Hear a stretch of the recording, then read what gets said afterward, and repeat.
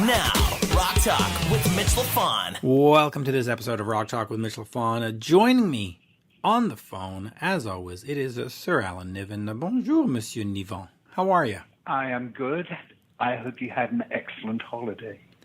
I did, though of course I'm not on holiday technically because I'm always doing these shows. I'm recording videos, I'm recording interviews. I need to take a break, but we love it. And that's why we're here today, because we've got George Lynch on the phone. And I know that George is everybody's favorite guitarist. Everybody loves George. He's a worker bee as well. He's on a million projects, just like I'm on a million interviews. So, you know. Well, if we're going to talk about guitarists, and it's such a weird thing, and it's becoming so regular because we're all in the mortal zone. We have to acknowledge the passing of somebody yet again, and go through that thing of thinking about them personally, thinking about their family, but also thinking about our own mortality. But I want to just take a moment to acknowledge Leslie West, who on Nantucket Sleigh Ride Live produced one of the most sublime pieces of rock and roll guitar playing ever. I adore that track. I have played it a million times. I've tried to play with it 500,000 times. And it's just a fabulous piece of rock and roll guitar.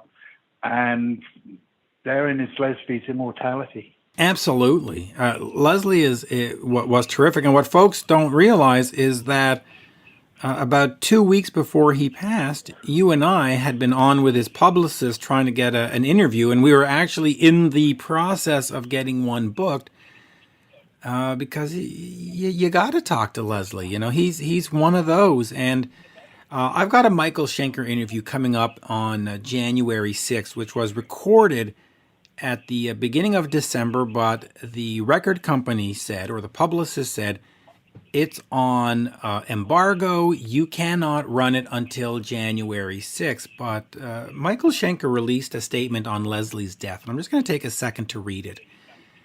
He said, never too late to say goodbye to a legend. My dear Leslie West, you were my hero. What you did with your lead guitar playing was out of this world, and you were the kindest man I have known. Such a lovely character with so much love. I am so sad that you are gone, but I know that you are in a better place now. Enjoy heaven and keep me with you in spirit.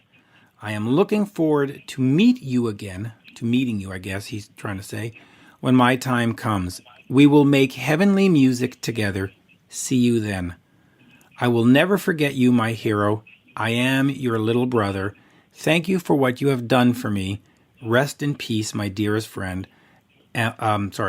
All my love to you and all my condolences to your loved ones. From the depth of my heart, I will always love you. Signed, Michael Schenker. There you go. How is that for a letter? You cannot follow that in any way, shape, or form. That was beautifully expressed, and I wholeheartedly agree with all the sentiments. So let's go and see what George has got to say. Yeah, let's just get right over to George Lynch without any further ado. Folks, they've got a new album out with Jeff Pilson called Heavy Hitters. They cover Chaka Khan, Duran Duran, and others. Here is the one and only guitarist, George Lynch. We are speaking with the guitarist George Lynch. The new album is Heavy Hitters, featuring, of course, George and Jeff Pilson. George, as we say in Montreal, bonjour, monsieur. How are you? Bonjour. That sounds French. It is. Well, you know, we speak French in Montreal. I think just rename the country West France. Well, yeah, we sort of are. We are kind of west of France, but, you know, you might upset a few people over here. But West France, yeah, it's Mitch from West France. No, but from Montreal. But Heavy Hitters is the new album out by Deadline. Talk to me about this concept, because I heard about it a few months ago, and they said, "Oh, there's a new collaboration with Jeff and George. It's going to be a tribute album, or they're going to play some of their favorite songs." And I went, "Great! It's going to be Ozzy and Dio and Kiss and whatever." And then you get it, and it's Duran Duran, and it's Madonna, and it's Timbaland, and I got to say, I'm a big fan of Duran Duran. I'm unabashedly a big fan of great pop, and the Ordinary World cover is fantastic. I mean, whatever. Screw the haters. I think it's fantastic. Yeah, there's gonna be those anyways, no matter what you do, and I feel bad about that.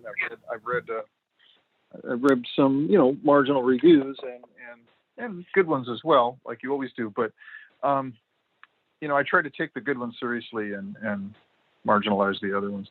But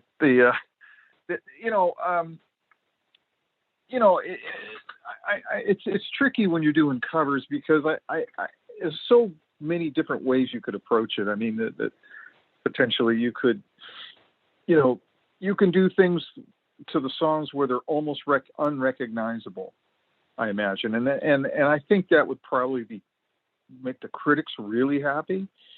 But we weren't writing the album or recording the album to try to prove that we were geniuses. We were just trying to play them the way we would play them if we were in a cover band. And for instance, like, back in the late 70s, we used to do a lot of shows with Van Halen. They were called Mammoth back then, and early Van Halen. And half their set, if not more, was covers. But they played it in their style, and it was awesome. It was like sometimes better than the original. You're like, holy shit, Eddie on guitar playing whatever, whatever they were playing. He was doing Kiss. They were doing Kiss covers back in the day, which was like, whoa, look. ZZ Top and Montrose and just everything. I mean, they were awesome. I mean, and that, they couldn't play. They made everything sound amazing. So, to a lesser extent, that's what Jeff and I were trying to do. Not reinvent the box or anything. Just add our style to it. That's all. Not reinvent the wheel. And and I think arguably, we've had some hits and misses on the record. I mean, there's some things that you just don't know until you go there how it's going to pan out. Sorry, can you give me 1 second to ask this gentleman to stop with his blow dryer thing? Yeah. Hold on 1 second. Yeah. Sorry about that. Yeah, no worries. No worries at all. Let me just get back to the album in a sec, because, growing up for me, growing up in the 80s, when we had MTV and we had Much Music in Canada and we didn't have remote controls, you had to stand up and change the channel. I would sit and watch Much Music up here, and Madonna would come on and Shaka Khan would come on, and I would just be like, I'll just wait the 3 minutes for the next video. And I found that made a great difference for me in terms of my musical knowledge, because now I love all these bands. You think back to that stuff and Billy Ocean, and you just go, wow, these are great songs. How did you choose these songs? Were these songs that you heard on the road or heard on the radio and just went, wow, that's a great stuff? Or did you sit down with Jeff and go, all right, let's find some songs that'll be fun to cover? And I mean, were they randomly chosen, or do they have meaning to you? Well, some of the songs are songs that Jeff and I have been living with for decades and have been points of inspiration for us. And we've talked about doing songs, learning from these arrangements and trying to write songs based on the lessons we've learned from them, or redoing them, or we've jammed them live, or things like that. So yeah, Rufus is a band like that. Little Richard Lucille, that falls into that category. And then other songs are just like Imaginary World, or the Madonna song, are just songs that, like yourself, I appreciate the pop sensibilities and the arrangements and the art that goes into it. Just as standalone, great songs that I love listening to and had fun, recreating. Let me ask you about your musical sort of, I don't want to call it baggage, but your musical history, in the sense that you've done a lot of projects. You've done The Mob, you've done Dokken, you've done KMX, Sweet Lynch, and Ultraphonics. You've always seemed to me as somebody who's been willing to stretch the boundaries and not just be the heavy metal guy and the heavy metal guitarist.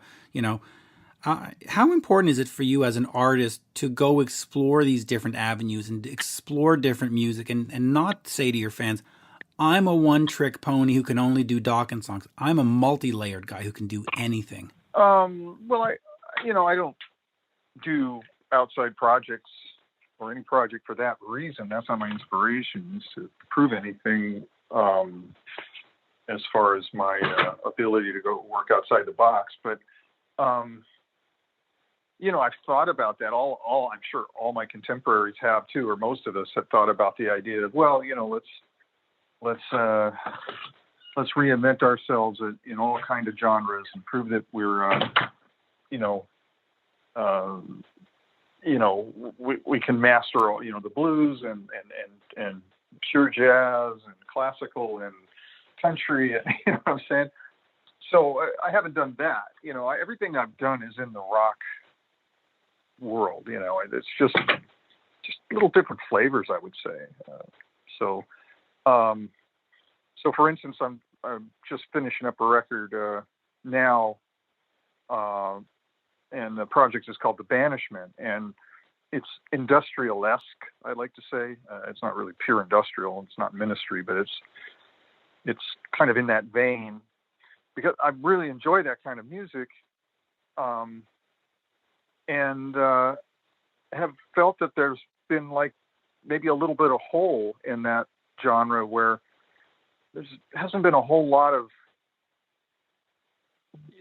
guitar that I can listen to that I go, wow, I'm getting off on that, that's really adding a lot, so I felt like I could do something more with an industrial style sound than I've heard done before on those kind of records, and that's the reason I took up that project.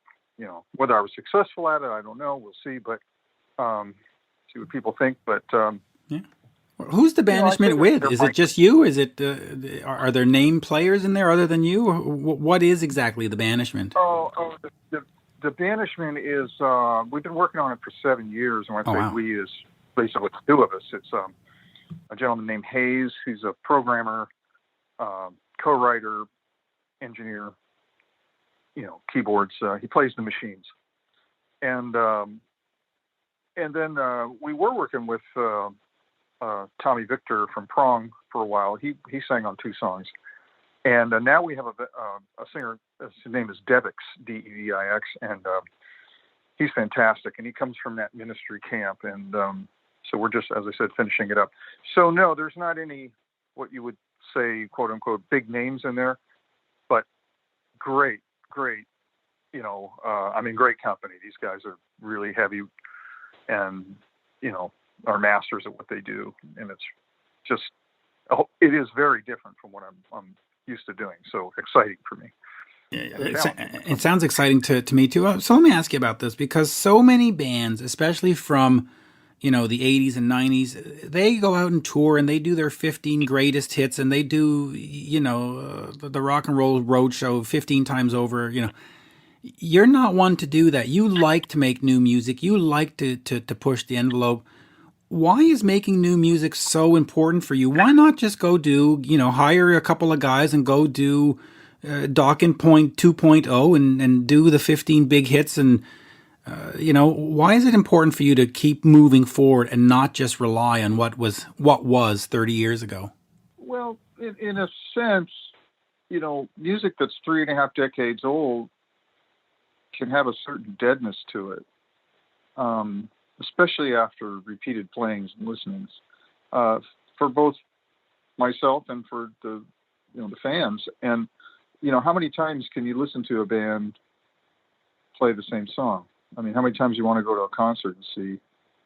I mean, unless you're an ultra hardcore fan, it's just doesn't really repair. It just doesn't hold up to repeated listenings. I don't know.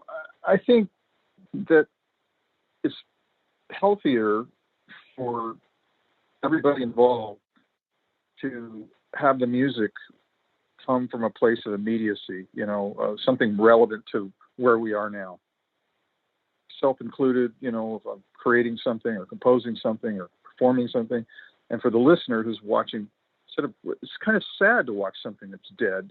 I mean, even when and I know that sounds harsh, but, and I don't, I don't 100% feel that way. Obviously, I love to go see legacy bands and classic rock bands, the Stones or something, I mean, that's wonderful and hugely important and fun and everything. But I'm just saying, from my point of view, I'm not at that level. I'm not that level of an artist where I've had these massive, historically significant hits. So, I don't really have much to lose. I'm not a slave to my back catalog, so to speak. Literally down the street from me lives Frank Marino, and I've been over to his house and I've sat and chatted with him. You've always considered Frank to be a person to look up to, or that you respect, or influential, if you want. What was it about sort of our local Canadian boy, Frank Marino, that caught your eye and you went, wow, Mahogany Rush, bro? What was it about his playing that you just went, yeah, I'm in? Yeah, I mean, even though Frank was sort of labeled with that Hendrix moniker, I didn't, and obviously he was highly influenced by Hendrix, as we all were. And, and there was elements of his sound and style and songwriting that were definitely, he was pulling from that. But he had another thing, it was just it was almost like a Johnny Winter thing. He had that blues-based, pentatonic, fiery rock, 70s, SG, through a bunch of stacks of Marshalls, and he had an insane tone. And he was just very exciting to listen to, and really I think when I was listening to him in the 70s, I think he was technically kind of on the leading edge. He was faster than most guys, and he was clean. His playing was very clean. And I actually went to see him in San Francisco at, what was the venue back then? It's the venue that Hendrix played. Fillmore? The band of Gypsy. The Fillmore West, yeah. Right. Fillmore East. Yeah, he played the Fillmore West. I saw him open up for Queen, who were insane. There's a bill for you. Wow, that's a bill for you. And okay. I spoke to him about that show.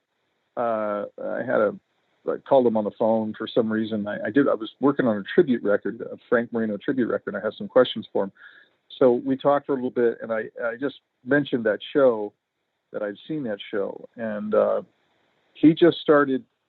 he remembered it like it had just happened, and he started telling me details about his grievances with opening for Queen, and that particular show would have happened, and he had a sound check, and he had no lights, and the sound was all screwed up, and I sensed that when I was watching him, because I listened to him a lot, and when I saw him live, I was like, I don't think he's having a great time up there. And so, anyways, but I mean, I'm a huge fan, and obviously Zakk Wylde is a huge fan, and has incorporated his style, and admittedly so, incorporated Frank's style into playing. He absolutely has. And it's funny you mention it, because the last time that Zakk was in town, on the bus, Frank showed up, and Zakk gave Frank one of his guitars, and it was just like, wow, okay, look at that. That was a touching moment, Zakk gave Frank a guitar? Yeah. Oh, wow. Yeah, it was one of those touching moments. He gave him his signature guitar, so I was like, wow, that's kind of cool. Everybody loves Frank. And then, or just before we run out of time, let me just get back to heavy hitters. You have done many projects over the years with Jeff. Talk to me a little bit about Jeff and what he means to you, because every time you guys collaborate, something magical comes out of it, something great comes out of it. I'll just ask you, what does Jeff mean to you? I missed the last part of the last part of the premise. Well, just what does Jeff Pilson mean to you? Because you guys together, you work out. So I mean, you listen to what you're doing on the Dokken stuff, and it's magical. You listen to TNN, Lynch Pilson. You listen to that stuff, and just you two together. There's some kind of, I mean, there's a chemistry. You can't deny it. So what does he mean to you, Jeff? Well, when he and I used to work together in Dokken, we had we had a special chemistry that we recognized, and we just tried to maintain that over the decades, and it was just kind of a bigger thing than Dokken. It was just kind of a thing that happened when we got together, and a lot of mutual respect there and complementary skill sets, and although I have to admit, Jeff's carrying most of the water as far as the skill sets are concerned, because I kind of do one thing or two things. He does everything else, and always has. He's important to the I'd say of all the people, if you could just point a finger to one person who had you could give most credit to for Dokken's success, it would be Jeff. But he's also very humble and very modest and very hardworking, and very positive, and just a positive, happy, smart person, and that's really refreshing. That's really important to have those qualities when you're working long hours together, and and being partners, because partnerships can tend to go sideways if you're not careful. So I've always had tremendous respect for him. Number one, as a human being and a friend, and secondly, as just a fantastic musician. Oh, absolutely fantastic musician. Now, and I'll end on this. Heavy Hitters, is this one of many collaborations you're going to do with Jeff, where you're going to go through different genres, and the next one will be the Dios and the Sabbath stuff, or is this a sort of a one-off and it was nice to get it out of your chest and we're done? We would like to continue on with the series. What we have proposed to Deadline is that we do almost like a box set, a series of these. So they're considering it, and what we would do is potentially, and this hasn't been set in stone, but our initial idea was that we would do a whole album per decade. And that would give us more freedom to really, go down and do some deep tracks and have fun with it, and get a little more creative with the selection of songs and so forth.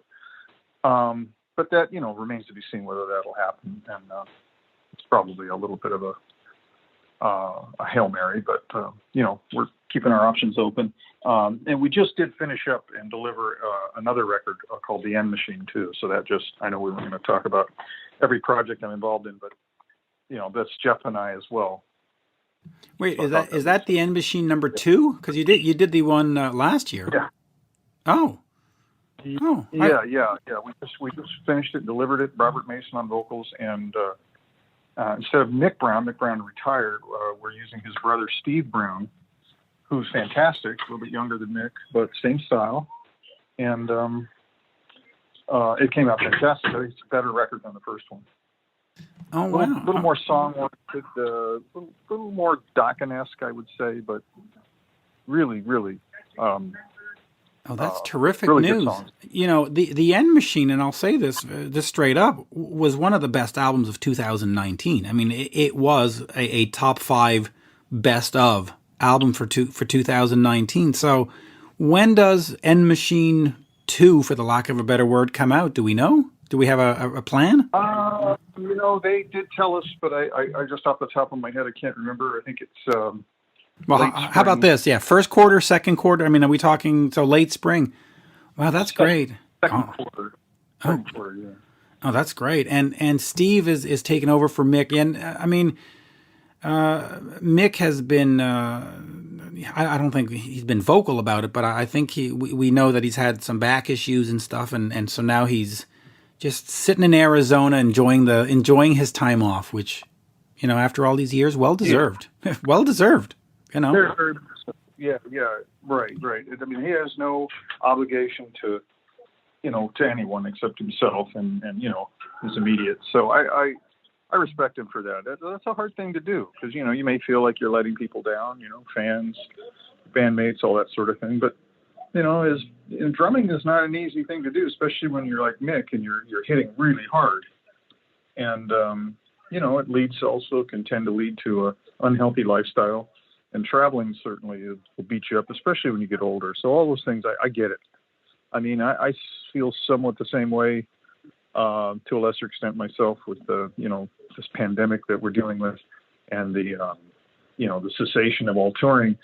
I don't really miss it. Sure, I want to go out and play live, but I'm not willing to risk my health for it and anybody else's health, the fans' health. So I'm good with it, as long as you can still create music. I mean, in Mick's case, I think he did a full, hard retirement. Like, he sold all his drums, and he doesn't play drums. He's not a drummer anymore. Oh. That's crazy to me. No, but listen, it's funny. I had this conversation with Uli John Roth the other day, and I said, "Hey, the pandemic," and he's like, "No, this has been the greatest moment. I've had a year to rediscover friends and family. I've been making more music than I've made in the last 10 years." He goes, "This has been great for me." So, Yeah. Yeah. I mean, I think it's very important. I think I saw this on something yesterday watching something, but someone talking about really just spinning the positives about this as much as possible, because it's so easy to get bogged down with the psychologically and just mentally with the negatives, which are obvious and understandable. But I think if there's something you can do to stay occupied, that's what you need to do, and safe. That's all we can really do. And so I've done that as much as possible, and as you said, Julie said, I think we're all kind of in the same boat. We're all being hyper creative because there isn't much else to do. There's going to be a lot of incredible guitar players coming out at the end of this, when this thing all comes to a safe landing, because we've all been in our homes and our studios and whatnot, woodshedding and playing our guitars. So I agree. Listen, my dog has never been happier because I'm home all the time, and there's yeah. So there's a positive for him. And speaking of great new music and guitarist, one of your influences, Michael Schenker, has an album coming out in January 29th, which I've heard, and it's fucking fantastic. And he spent all summer doing it. So, when this ends, there's just going to be an incredible amount of just really genuine, heartfelt, well put together music coming out, and I'm looking forward to it. So I don't want this pandemic to keep going, but I think from the creative point of view, when concerts start up again, everybody's going to be in a state of euphoria, the artist and the viewer or the fan. And musically, when you hear Uli John Roth saying he's never been more creative, when you hear this Michael Schenker that's going to come out, when you hear your project, an End Machine, you're just going to be like, "Yep, okay, we sacrificed, but look at the results." So, there's always some goodness in everything. So that's what I'll choose to focus on, and I'm glad you mentioned that. Listen, man, I appreciate you taking the time to absolutely. And talk to me, and once again, and I know we've talked before, and we'll probably talk again. Well, yeah, when the End Machine comes out, we'll probably do another one. But George, always a pleasure, as we say in Montreal. Merci beaucoup, and be safe, be smart, and keep rocking. All right, buddy. Thank you. Cheers. Bye bye.